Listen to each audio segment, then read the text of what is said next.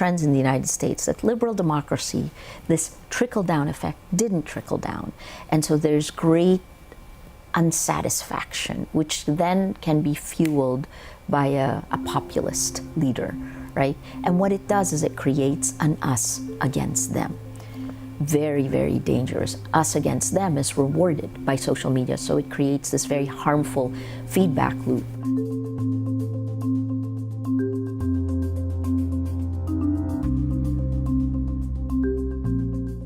Aloha, I'm Robert Perkinson, a professor at the University of Hawaii and coordinator of our Better Tomorrow speaker series. And our guest today is Maria Ressa, co-founder and CEO of The Rappler, a fiercely independent news outlet in the Philippines. She scarcely needs introduction, but it's worth noting that her career traces a long and historic arc. She got her start in journalism during the Yellow Revolution that drove Ferdinand Marcos from power. She's about to return to the Philippines now under the rule of Marcos's son, Ferdinand Marcos Jr. Maria worked at CNN for many years as a correspondent and a bureau chief. She's written 3 books, including one just about to come out, aptly titled How to Stand Up to a Dictator. She was on the cover of Time magazine as a Person of the Year. For no crime other than reporting the truth, she has faced multiple criminal charges and faces the prospect of imprisonment upon return to the Philippines. I should also mention that last fall, Maria Ressa won the Nobel Peace Prize. Maria, it is an honor to have you with us. Aloha. Aloha, it's great to be here. Welcome to Hawaii. You must have been told this story 100 times before, but how did you find out that you won the Nobel Peace Prize, and what did you do? I was actually on a live Zoom with the 2 other news heads. So it was Southeast Asia, independent media in Southeast Asia, and we were maybe an hour in, and then my phone was, we were here, and then I saw my phone start to flash, and the number said Norway. And I was like, okay. So at that point we were in the Q&A, so I just messaged quickly to say that, I'm gonna take a call. I left the video on and I muted myself. I took the call. So it's very funny because I think the Nobel guys recorded the audio and there was video, right? So it was, but of course, oh my God, who expects that, right? I actually thought that, I knew I had been nominated, but I didn't expect to win. And I thought, oh my gosh, they tell everybody who wins before they announce it. But they don't. They don't, apparently. So right. It was, it was Olav who was on the phone, who I got to meet later, but he told me, I think the only thing I kept saying is, oh my God, because I'm rarely speechless, but I was speechless, That makes sense. I mean, you've received a lot of well-deserved accolades, but a Nobel must be life-changing. How is it changing your life? Or do you even know yet? I think it's still that, that painting, The Scream, Edward Munch, it's still that way to a degree, but the world has gotten so, I went from being, it was difficult already to begin with before the Nobel, but after the Nobel, it's gotten much worse. Look, 4 months after Dmitry Muratov and I were given the award, Russia invades Ukraine, right? And then we have elections this year. There are more than 30 elections this year, and part of the problem that I see is I think we have to question whether we have free will now with the kind of insidious manipulation that is happening on the platform that delivers, the world's largest delivery platform of news. So how did it change my life?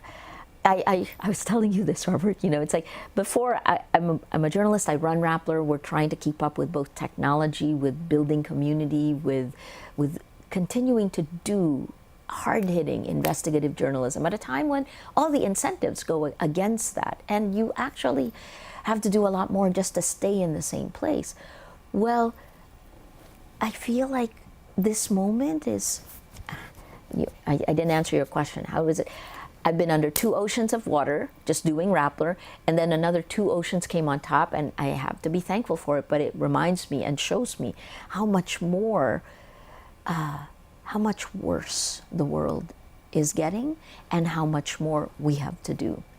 What has it meant to share this prize with Dmitry Muratov, and what he's been going through since Russia invaded Ukraine? Novaya Gazeta is essentially not publishing in Moscow, right? He's been personally attacked. I think the last time the Nobel Prize was given to a journalist was in 1935 to Karl von Ossietzky. He was supposed to receive the award in 1936. He couldn't travel to Oslo because he was languishing in a Nazi concentration camp. So here's a Nobel Committee giving it to journalists 85, 86 years later, and then we see what has happened to both of us. I mean, in Hawaii at 4 in the morning. But ominous legacy. Yes, well, we're both facing shutdown in many ways, right? So you're under new threat just now, I understand. What is the status of the Rappler as we speak? I think it's really hard to say because it almost feels like we're on quicksand. And this is kind of what I told our team yesterday. Our lives are breaking news. You have no idea what will happen next. The stability that you expect from rule of law in a nation, or even stability of something simple like do unto others. This is not there anymore. And so in less than 2 years, I've gotten 10 arrest warrants. Right? This is my 36th year as a journalist. I have maintained the same standards and ethics that I have from the 1986 until today. Now, coincidentally, the end of the Marcos years, and now the beginning of the Marcos years, and that's kind of the arc of my career, right? You take a look. I think the beginning of my career, I was focused on how these kind of one-man authoritarian rulers in Southeast Asia were being shifted out by democracy. Right. So the pendulum was swinging. And then now, I hope it's not the end of my career, but near the tail end, we're back to one-man kind of authoritarian, illiberal types of leaders. I was struck by how aggressive the legal charges are against you personally and against Rappler, but also how kind of flimsy and illogical and sloppy they are. Can you explain? The word I use is Kafkaesque, right? Like on June 15th, 2020, it was the first time really they opened the courts after the COVID lockdown. Of course, we were among the first cases, so nobody knew what was going to happen. But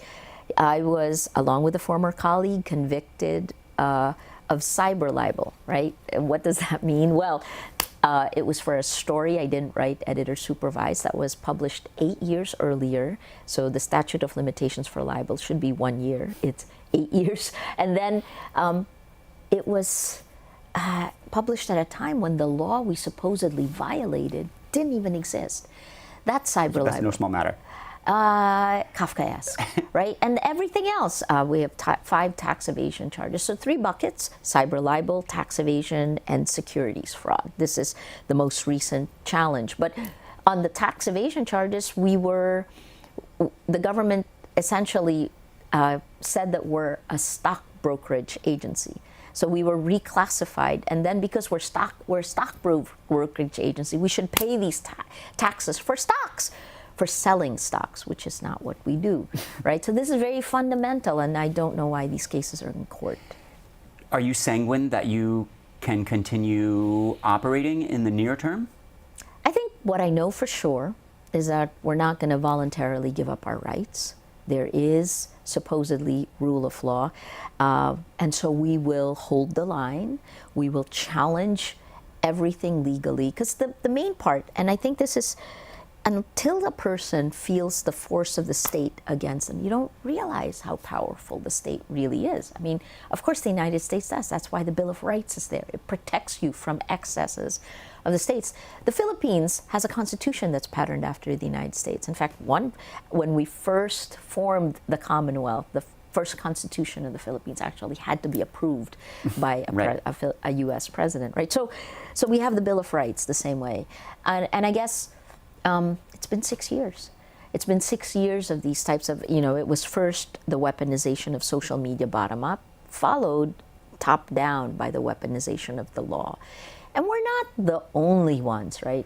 When you bend the law to the point that it's broken and you use it as a weapon, you have a senator, Laila de Lima, who spent her 3 years in office basically in jail, right? And all of the The convicts who had testified against her have recanted. She's still in jail. Wow. Right? So lots. I mean, look, I think it is incumbent now on every Filipino, and I would actually extend that to every citizen of any democracy around the world, including the United States. This is the time to don't bury your head in the sand. This is an existential moment, and we either fight for our democracy or we lose our rights. We're at the end of the Duterte presidency right now. You've interviewed him several times? Yeah, starting from like the late 80s when I was still with CNN. Yes. And I then, asked this question because so many people have asked themselves that about Trump. Like, how did the president, now that you're at the end of his presidency, how did it turn out? How is his legacy different maybe than you expected it would I don't be? think It's no small accomplishment to have outlived him politically, so congratulations. But I always said this. Well, again, I think that unless they wanted to do what Hong Kong did, unless they wanted to completely kill rule of law, I'm confident that that these charges will get thrown out. But in terms of how President Duterte has done, we've done a whole series assessing. You can see them on Rappler. It's some of the worst governance that we've had. It's a very strongman rule. Within 6 months of him taking office, we essentially watched our institutions crumble. So this is democracy crumbling from within. Not completely unfamiliar to Americans. A Filipino president appoints about 6,000 people, and those tendrils last. So we have a Supreme Court now that's largely Duterte appointed, I think except for one. So you worry here about how many were appointed by Trump, and you already see the impact of one decision of that, right? Right. Well, this is how it crumbles from within.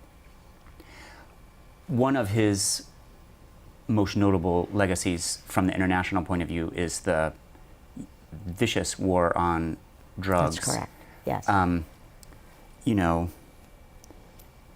The U.S.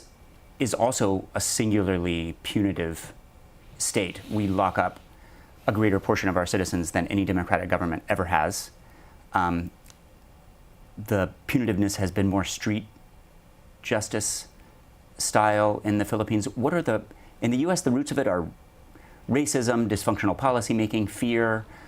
What's driving it politically, and first in the Philippines, and then, how have you reported on it? I think first how the Duterte presidency happened. First, the spark was really social media. It changed everything, and we can talk about that more later. But the other part is, and I don't talk about it probably as often, is similar trends in the United States, that liberal democracy, this trickle-down effect didn't trickle down. And so there's great unsatisfaction, which then can be fueled by a populist leader, right? And what it does is it creates an us against them. Very, very dangerous. Us against them is rewarded by social media, so it creates this very harmful feedback loop. In terms of President Duterte, our us against them were the drug dealers and everyone else. Drugs, before the candidacy of President Duterte, was a number 8 concern. And in his candidacy for president, it became number 1, with the help of Facebook. Yeah, same thing with right? immigrants in the U.S. Exactly. So this became our us against them. Did the drug lords get captured? No. Who were killed? Largely, Amnesty International called it a war against the poor. And so we began, as the numbers kept mounting, the first person killed was killed about 4 hours after President Duterte took his oath of office. And he was killed very close to where he took his oath of office, this first one. And then in those first few months, we began to see, we only had one reporter and a production team out on the streets every night. They would come back with an average of 8 dead bodies a night, right? And this is it's like Gotham City, but we didn't have a Batman. So, you throw... You are the Batwoman, I believe. Oh, I don't know, but this is it's stranger than fiction. Bodies dumped on the sidewalks, mask tape, a cardboard sign saying, "Don't imitate me," right? Like, truly, unbelievable. But the numbers kept rising. And they're at what, 20, 30? The true number, we have no idea, but this is part of the war against media as well. From the time Duterte took office until the end of 2016, in January 2017, if you go by the count that the Philippine police themselves had, you would have it to 7,000 people killed in that time period. That's only the first few months. But then what we saw happening is that the police themselves, when the government began to realize that the high numbers they were reporting, and they were probably reporting this for credit, right? Right. The high numbers they were reporting was getting them censured because, I mean, this is murder, right? Extrajudicial killings. So what they did in plain view was to roll back the numbers. So it became 7,000 to 2,000. And what they said is, well, these 2,000, these are the ones that are really police. That was, they fought back. That was, and the irony, of course, is that President Duterte already told them before he began the drug war that it's, if they fight back, shoot them. Yeah. And that was the narrative every single time. So anyway, what happened to those other 5,000 people? They were vigilante killings. So again, you atomize to meaninglessness. But of course, part of the reason we came under fire was because we refused to change the numbers that the police themselves reported. And you've been trying to also, connect statistics to real this is the family stories and lost loved ones. Yes. So look, by the end of that time period, Amnesty International in January 2017 comes out with 7,000 people killed. We decided that these are numbers, and when you're quibbling with numbers, you don't realize the impact. And so we began something we called the impunity series very early on, and this is turning those numbers into lives, into families. I think for me a tipping point was when a 5-year-old girl, the target was like the grandfather, but a 5-year-old girl gets killed and it's okay. Right? This is the kind, that was when I think I began to see, oh my God, there's something different happening here. And, at a certain point, the police themselves reported that during this time period, there was an average of 33 people killed every day. 33 every day. Yeah, so you asked... Those are war counterinsurgency numbers. And until today, we still have no idea how many people were actually killed. The value of a life really demolished, right? So this is what we tried to do with the impunity series. We assigned one reporter. She could spend as much time as she needed. We wanted to make our people who were dying come alive. You noted earlier that you began your career under one Marcos. We're about to start with another Lord. President Marcos. Yeah, he takes office. He takes his oath of office on the 30th, June 30th. 12. Do you expect do you have any hopes for improvement? Or just maybe tell us and our audience what the return of the Marcos family to power signifies. Let me be negative first, and then I'll be positive, so that you don't get depressed. I mean, and when it happens to us, it comes for you. So the first is that in 1986, the People Power Revolt ousted Ferdinand Marcos, the father, and he and Imelda, his wife. Everyone remembers the shoes, and they fled to Hawaii for the record, right? He was accused of stealing $10 billion in 1986 dollars, right?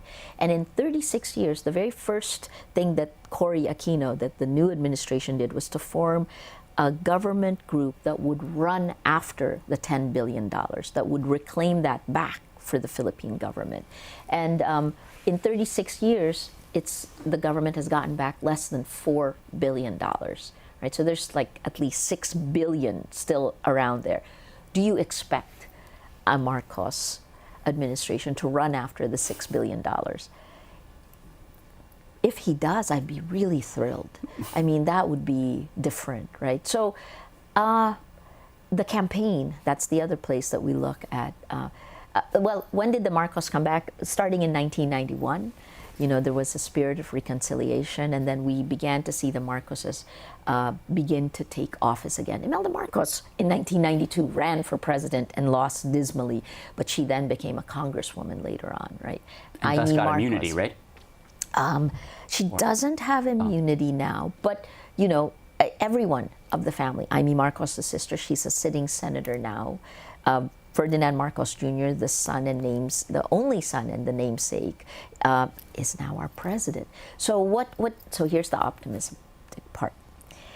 You assume that the Marcos family spent this time and effort to try to clear their names, which means I hope that it will mean better governance.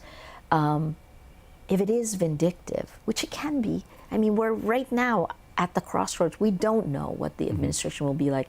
We can read the tea leaves in the appointments, but just like the father, there's a professional economic team, and unless some lackluster appointments, the Commission on Audit, the head of that now is the former Solicitor General under Duterte, who was really truly the tip of the arrow in terms of weaponizing the law. So this is quite an interesting appointment, right? The signals are there. But I think we have to give the Marcos administration the benefit of the doubt until they act.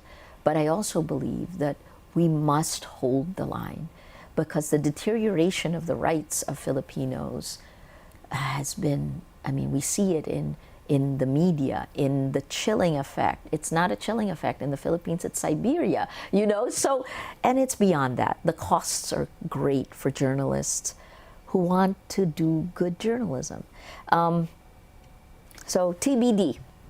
Fair. And hope springs eternal as it must. Always, right? Because in the end, where he takes the nation, he takes all of us.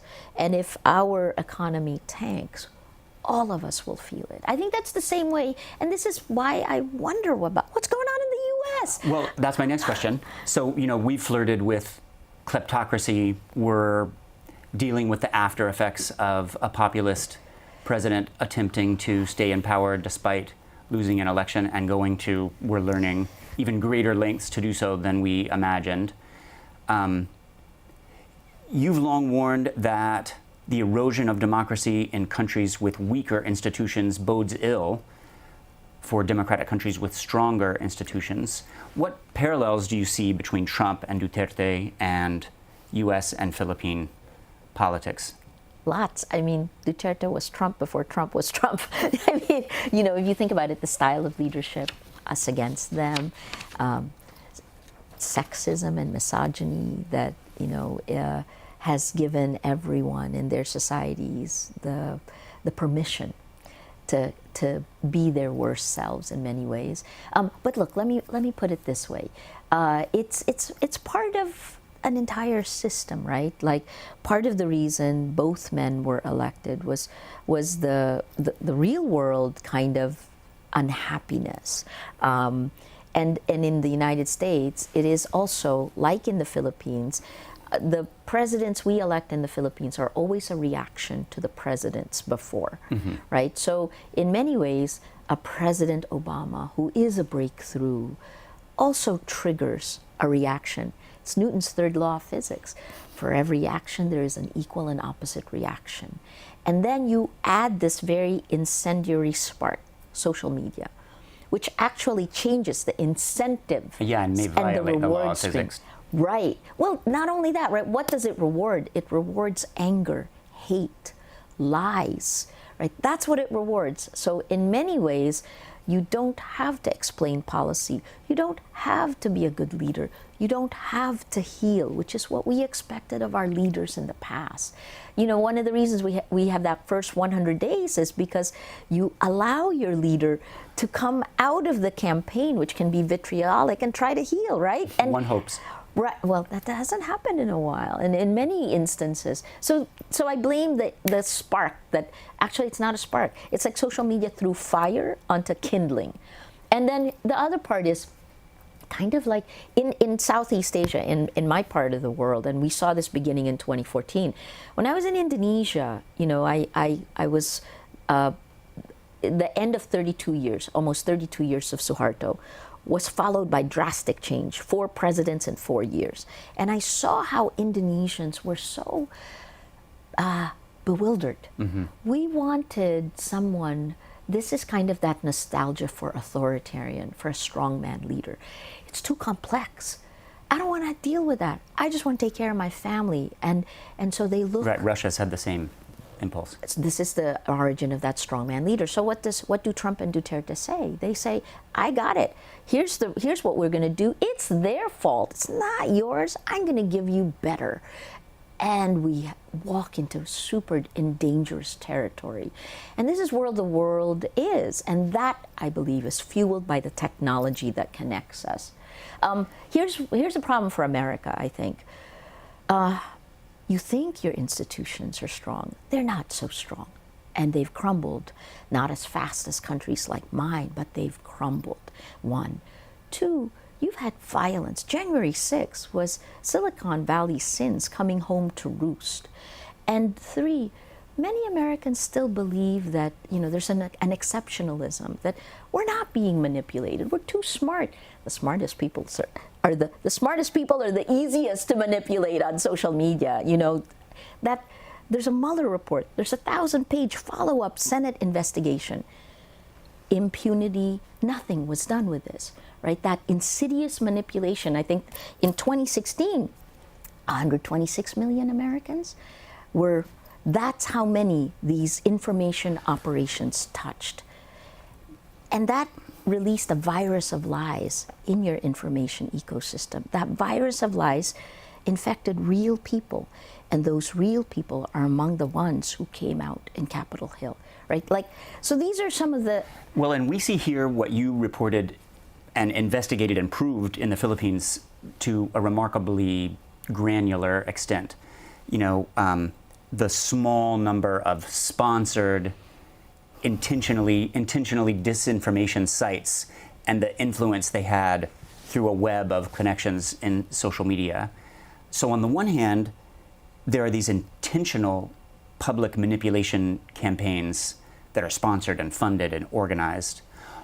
But on the other hand, the algorithms themselves foster polarization and Correct. siloization. In the Philippines, as an example, which is worse? Or how do they work together? Yeah, you can't say better or worse because it's a system. It's kind of in the same way that the reporting tells you that, you look at content, but the content is the byproduct. So like polluted water, you can look at it, but you're not going to solve the problem by looking at polluted water.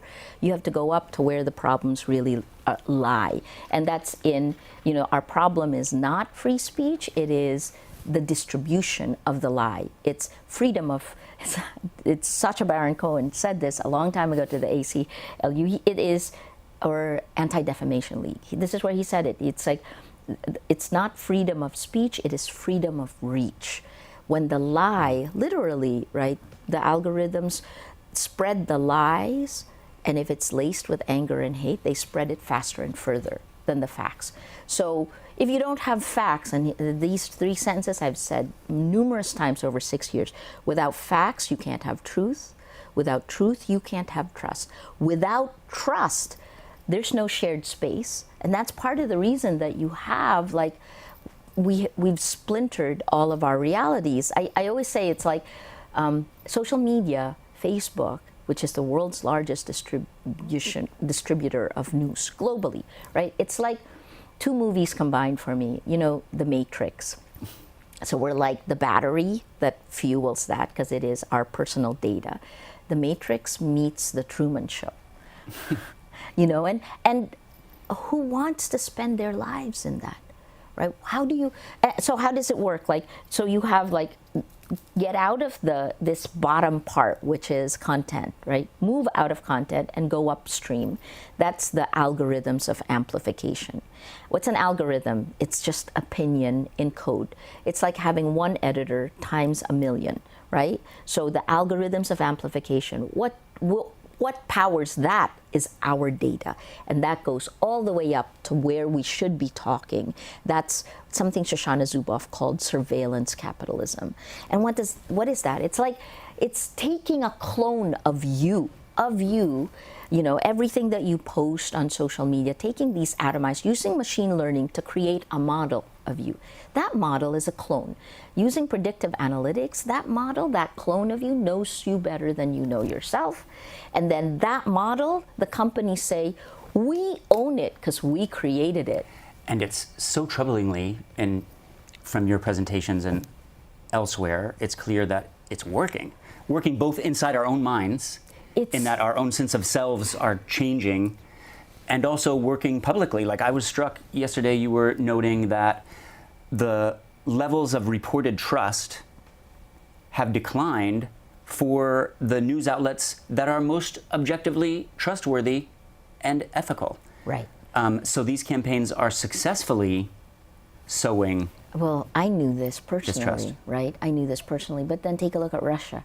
So, again, we are now living in, the nation states are gone and have been for a long time. We haven't figured out how to govern a global community. But in many ways, and here's the upside, here's the upside of social media. What it's shown us is that regardless of country, culture, language, the same system manipulates us all the same way. I mean, that means we have more in common than we all believe, right? So, but look at I know, it's like, we gotta find the upside, right? But Russia is your Proletarians worst. unite. Well, what are our options right now, right? If you lose press freedom, you lose journalists, independent journalism, you've got Russia. So we already have an example of what that is. And how did we get there? I mean, this is both a combination of state media, of really collapsing independent media. And a Russian journalist actually was just telling me he had just migrated to Germany 3 months ago, and he said, we lost. We always thought that we had a community, but he said we were like the frog in boiling water. So he said independent media died. They're gone. Russians, that's why the alternate realities came from you guys. So anyway, Russia, Ukraine. Where's Ukraine? A journalist in Ukraine said, news is survival. Because when you're at war, when the world is so unstable, you need the news. They need to know where to get water, where to get fuel, where are the bomb shelters, where will the bombs fall. But then you have like countries like us in the global south, the Philippines, which is fighting for its democracy, Hungary, which has replacement theory as well in its state ideology, Brazil, which will have elections. So these are, and then you have the United States. And you're not that far from that, I guess, is my fear. And well-founded. All of those examples, plus India that you were also talking about, these are big, important countries that govern a significant portion of the connection. Humanity. Well, the connection to all of that is that democracies rely on elections. But if we've been insidiously manipulated before the elections, where's the freedom of will that allows us to select, to actually go to the polls, knowing that our emotions haven't been manipulated? You don't have that certainty. Right. And that's, I think, a lesson you can look at from the Philippines. Because our May 9th elections this year, which brought Marcos Jr. back to power, which brought the Marcoses back, shows you, I think, is emblematic of the problem. We watched from 2014, which is when we saw the first disinformation networks come out, changing history. Literally, our history was changed in front of our eyes, and Marcos, the pariah, became a hero, right? There were people in our poorer neighborhoods who literally believed that if they voted Marcos, they would get gold. They believe that. And so this is the problem that you have with all the elections around the world, with your own midterms coming up. How do we protect democracy when the manipulation, that insidious manipulation already programs our emotions to vote for an illiberal leader? We've been talking about the forms of manipulation, attention, command that are affecting all of us, the creation of alternative facts upon which we can't rely and our institutions can't. But I don't want to lose the intimidation piece, because that's something that you've experienced that most of us have not, as many challenges as we might face on screen. You and Rappler have been subjected to from the presidential dais on down to just relentlessly vitriolic and violent and misogynistic assault. Where is that coming from? How has it evolved, and how are you coping? 2016 was the pivotal year when the political dominoes began to fall. In May of 2016, Duterte was elected. You had Brexit follow about a month later, and then you had Catalonia elections. You had President Trump elected that November. So the political dominoes. In 2016, when we began to do the drug war, the impunity series, and to put faces to names, we saw social media changing. We live on social media. I can feel the temperature shift.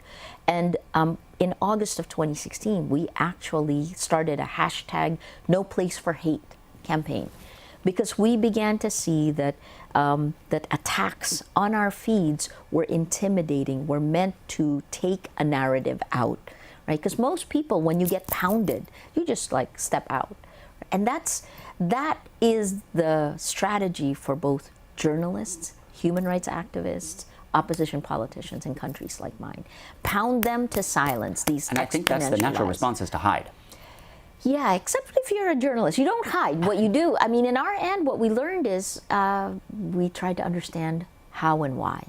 And that's when we began to map these networks. And, when I was with CNN, I was with CNN for almost 20 years. And when I was with them, I looked at first link analysis and then network analysis of how terrorism, the virulent ideology behind terrorism spreads.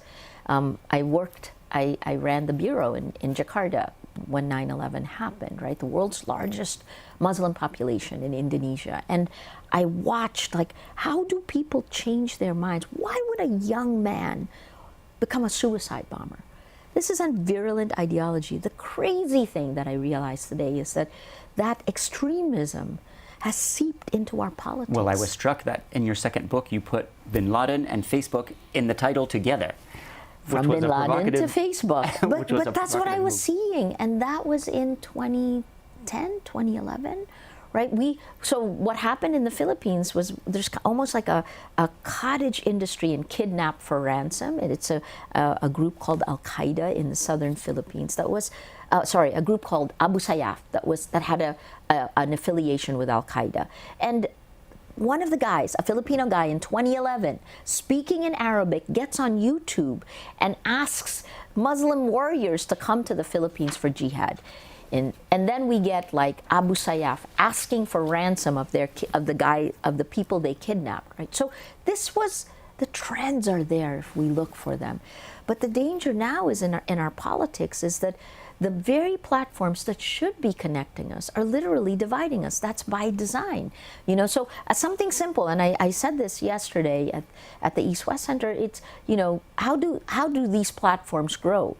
All the social media platforms use friends of friends. It's an algorithm to get you to grow your network, right? But in the Philippines, and theirs. As you grow your network, they grow, right? So in the Philippines in 2016, we didn't debate the facts. But in 2016, with President Duterte's us against them, if you're pro-Duterte, you moved further right. If you're anti-Duterte, you moved further left. That's 2017, 2018, 2019, 2020. And here's this chasm where you now don't see anyone. It's funny, it's built into the design of the platform, right? They only give you what you want. So maybe we've all become lazy and, we only get what we want. This is a debate I had with Facebook. It's like, so what, if I want drugs, what happens to rule of law? What happens to harmful things that I want if I don't have the ability to actually withstand it? Because social media is mildly addictive. Uses the same principles of casinos. They have thousands of very intelligent software engineers and social psychologists trying to make it so. Exactly. The goal is to capture your attention, right. This attention economy, to keep you scrolling. And they're, of course, very good at it. But the problem is that this is a life of meaninglessness. Mm-hmm. And I worry about our kids today, right? This is the attention economy ultimately is by design fueling us with anger and hate. And when that happens, it turns into moral outrage. That's how it pops out, right? And moral outrage is a hop, skip, and a jump from mob violence, mob rule. Mob rule, right? These were things that we avoided because you lose individual responsibility and accountability in it. This is the world we live in today, and this emergent human behavior, I'm so worried about our future. So what is to be done?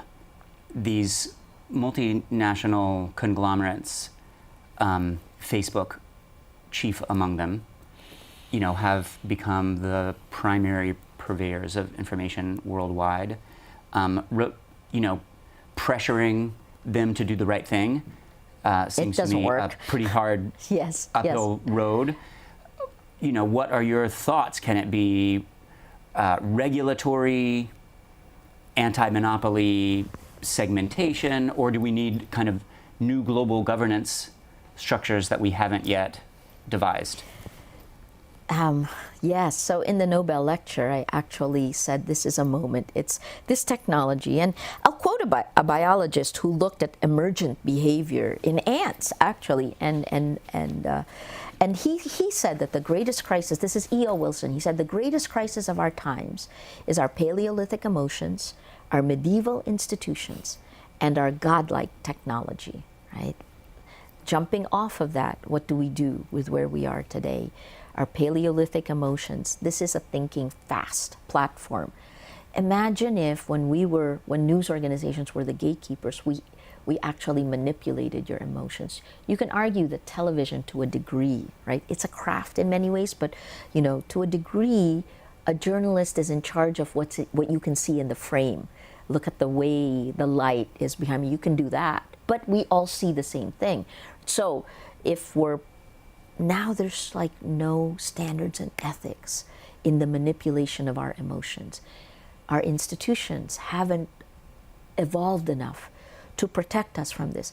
And yet, in some areas like genetics, for example, the CRISPR technology, which is genetic technology where we can essentially customize a baby. We can do that now. We can take a baby in the womb and decide, all right, we're going to give it blue eyes but black hair, or I don't know if you can really do that, but I'm just saying, you know what the real world did? They put guardrails on CRISPR technology, but the guardrails to the technology that manipulates our mind and our emotions, there's been no guardrails there. In fact, Section 230 of the 1996 Communications Decency Act holds them liability free, holds its impunity for what it delivers to you. So what are we going to do? In the Nobel lecture, I said this is an atom bomb that exploded in our information ecosystem, and that the world needs to come together in new ways to protect us from this, right? The United States, these are largely American companies, except TikTok, which is far more addictive, and those algorithms are scary, right? So yes, global structures, but I tried to take a look at what we each can do right now, right? So in the long term, it's going to be education, and it's not going to be media literacy. Those are all, like, media has changed, so it's not even that. So first is education. Critical thinking. Critical thinking is a very easy thing. When you learn that, you can apply it anywhere. Medium term, legislation. Stop the impunity. We only live in one world. Online violence is real world violence. Online impunity collapses the checks and balances in the real world, collapses rule of law in the real world. And we've seen this already, right? I mean, the United States is struggling right now with and we're watching the January 6th committee. That's the medium term. The EU is ahead of the United States. In spring next year, the European Democracy Action Plan has passed two laws. It's the Digital Services Act and the Digital Markets Act, so commerce and content. But they're not regulating content, they're regulating the algorithms, and I hope the business model. In the short term is where we are having an emergency, and it isn't just the battle for facts, the battle for a shared reality. Frankly, like Hawaii understands climate change, right? We in the Philippines understand climate change. Since 2013, we're the third most disaster-prone country around the world. And yet climate change stories can't get any distribution. So we are in an existential moment, not just for our societies, but for our world. What do we do in the short term? And this is part of what we've experimented with. We failed in the Philippines, but it doesn't seem like you failed. It seems like Rappler is kind of a model. You've survived.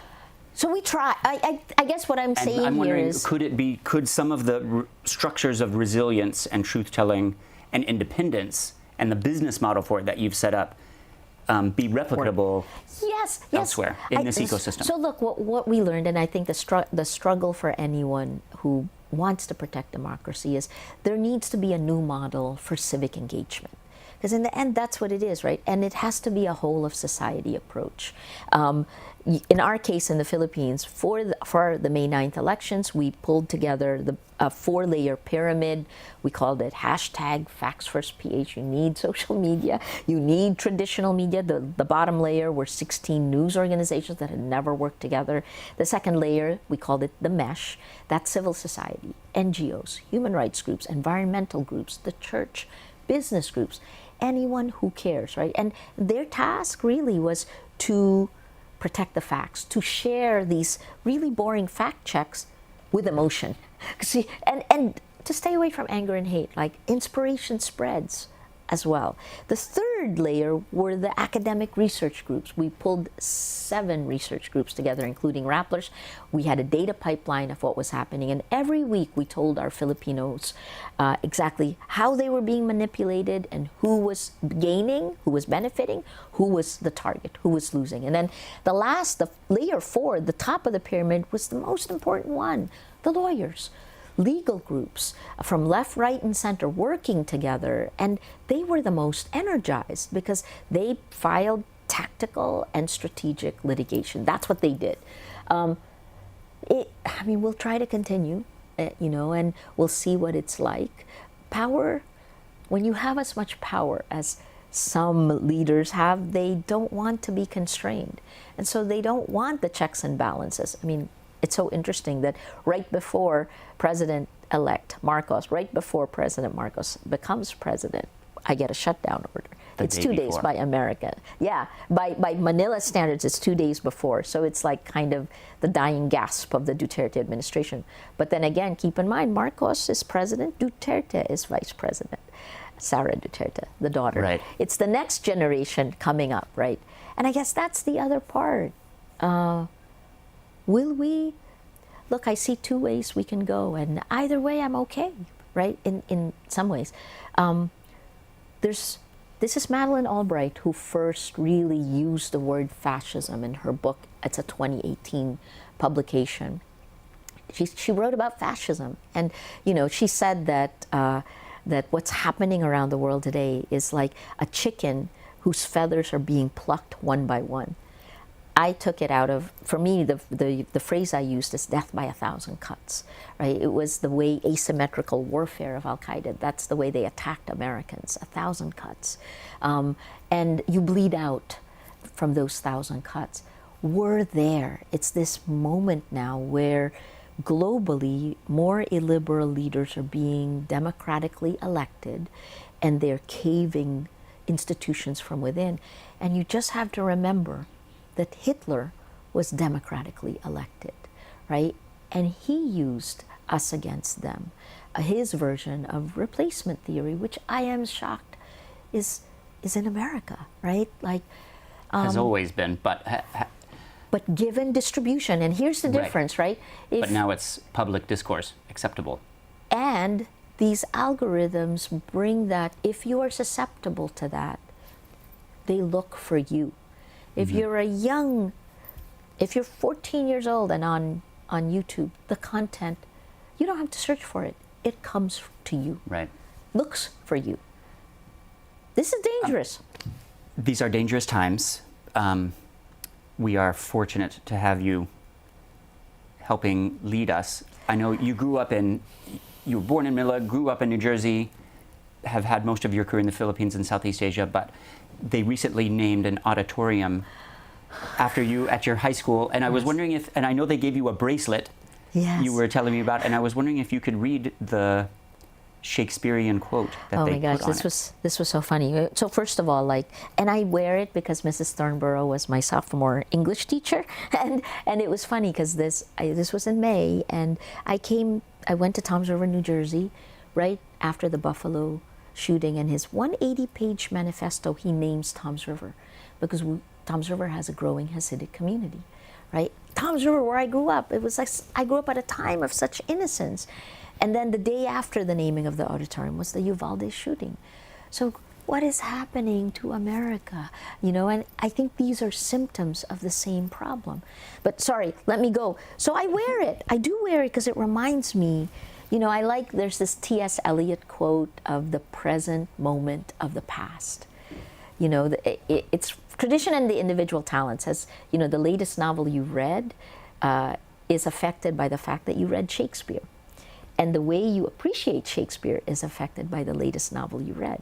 So in the present moment of the past, this reminds me of the present moment of the past. You know, she was 82 years old. She's 82 years old, and she gives me this bracelet. First time I see her in 40 years, right? And the first thing she says is, gives me this little package, and she says, "Take it out." And then, you know, she said, "Read it." My classmates were around me at that point. "Though she be but little, she be fierce." And then she said, "What Shakespearean play is that from?" What Shakespearean play is that from? I get a pop quiz right away from Mrs. Thornborough, right? And it's, what Shakespearean play is it from? It's from A I know Midsummer. it's Midsummer Night's You Dream. do? That's because I looked it up. I didn't know it. You did? Yeah. And it's, anyway, that's the way she saw it. So it's the present moment of the past has changed for me. And I look at the last 40 years and how America has changed. That's what my visit to my high school did for me. And I want Americans, we should do better. We can. You are mighty and fierce, I believe. Thank you so much for your courage, your insight, your work. It's not me. It's not me. And all this is going to be a person-to-person battle for our democracy. So please, please, yeah, please. and all of us have to take Yes. from this example. Thank you. But thank you for joining us. Thanks for having me, Robert. And thank you, everyone, for joining us today. This has been a production of the Better Tomorrow Speaker Series. We have Maria here in town thanks to the East-West Center. She was here for their International Media Conference. We're talking to you from the College of Social Sciences Digital Studios, and BTSS is a joint venture of the Hawaii Community Foundation, Kamehameha Schools, and the University of Hawaii. I'm Robert Perkinson. Thank you for joining us. We'll be talking with you again soon, and mahalo.